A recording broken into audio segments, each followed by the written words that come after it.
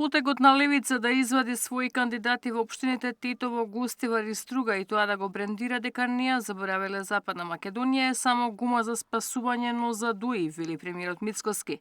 Според него целта на коалицијата меѓу левица и ДУИ за локалните избори е раслојување на анти-ДУИ гласовите во тие општини.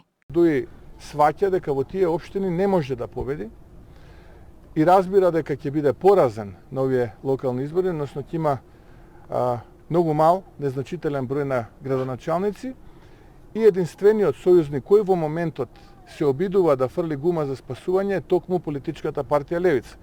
Ние знаеме, не сме од вчера во политиката, дека шансите за да победи градоначалникот или кандидатот за градоначалник на Левица во Тетово, Гостивар или Струга не се ни теоретски. Но шансите да, доколку би извадиле кандидат за градоначалник, да речеме во Велес или во Штип, се на ниво на теорија. Левица пак возвраќа дека поврзувањата со ДУИ се крајно смешни. Договори со интегративците никогаш немале. Обвинуваа дека ВМРО ДПМН ги штити кандидатите на вреди, а тие пак не прават никакви отстапки во своите намери, затоа излегле со свој кандидат за градоначалник на Скопје.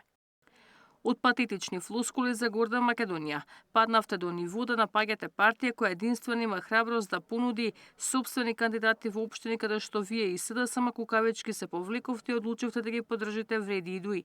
Вие кои од петни жили ги браните кандидатите на вреди немате никакво морално право да ја држите лекции на левица.